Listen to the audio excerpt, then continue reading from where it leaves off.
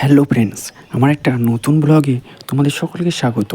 আর আজকে হলো 22শে জানুয়ারি 2025। আজকের ব্লগটা একটু অন্যরকম। আমি দেখাবো আমার ঘর বাড়ি, আমার চারপাশটা। খুব সাধারণ ব্যাপার। আমি একটা গ্রামের ছেলে, খুব একটা সাধারণ মধ্যবিত্ত পরিবারের ছেলে। আর এটা হলো আমার ঘর। আমার ঘরটা দেখতে পাচ্ছ, পেছনে কটা ছবি রয়েছে, আমার মায়ের মূর্তি রয়েছে। আমি যে ঠাকুরগুলোকে ভক্তি করি, মা তারা সকলেই আমার পেছনের মূর্তিগুলো রয়েছে। আর এগুলোকে প্রণাম করেই আমার দিনটা শুরু হয়। আমার ঘরটা একটু অগোছালো, কারণ আমি নিজেই আমার ঘরটা ঠিক করে গোছাতে পারি না। সত্যি আমি একটু অগোছালো। আর আমার ঘরটা আমি একাই থাকি। কী করবো বলো? তাও তোমাদের এই ব্লগে যতটা পারছি দেখিয়ে দিচ্ছি। ঘরটা একটু অগোছালো, তাই না? চলো তোমাদের দেখিয়ে নিই আমার ঘরটা। দেবো, এটা হলো আমার ঘর। কিরকম অগোছালো, তাই না? সত্যি আমার ঘরটা একটু অগোছালো, তাও বাট কী করবো বলো, নিজেকে নিজের মতো করে আমি খুব বেশি ঘর সাজাতে পারি না। এটা হলো আমার বাবা যে রুমটা থাকে সেই ঘরটা। এই আমাদের ঘরে 3টে রুম আছে আপাতত। একটা ঘরে আমি থাকি, একটা ঘরে বাবা থাকে, আর এটা হলো আমাদের সুন্দর বারান্দাটা।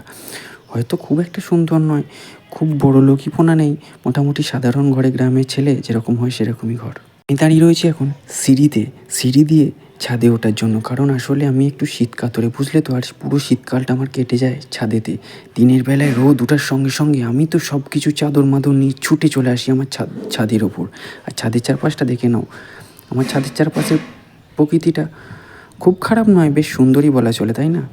আশা করি তোমাদেরও ভালো লাগবে। আমি একটু লেখালেখি পছন্দ করি, তাই লেখালেখি এসব একটু ভিডিও এসব করতে করতেই আমার দিনগুলো কেটে যায়।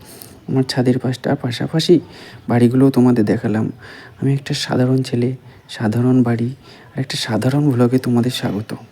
আমি আমার ব্লগটা শেষের দিকে পৌঁছে গেছি। আমি এখন সিঁড়ি দিয়ে পৌঁছে যাচ্ছি ছাদে। আমি আস্তে আস্তে, চলো সিঁড়ি দিয়ে ছাদের ওপরটা দেখানো যাক। তোমরা ভালো করে ছাদের ওপরটা দেখাই। আজকে দিনের বেলায় সকালে কুয়াশা থাকলেও এখন কুয়াশাটা কেটে গেছে, তাই রোদের জোরও ভালোই। আর রোদটা শীতকালে সকলেরই ফেভারিট, আমার তো খুবই ফেভারিট লাগে। আমি এই সুন্দর রোদেতেই, রোদের আলো পিঠে মেখে সুন্দর দিনটা কাটিয়ে দিই, কারণ আমার কাজে যাওয়ার পর যেটুকু সময় বাঁচে এই ছাদেতেই আমি কাটিয়ে দিই। কারণ চারপাশটা আমার বাড়ির পরিবেশ সুন্দর একটা ব্লগে দেখালাম। আর তো কিছু দেখানো নেই তোমাকে, এইভাবেই কেটে যায় আমার দিনটা।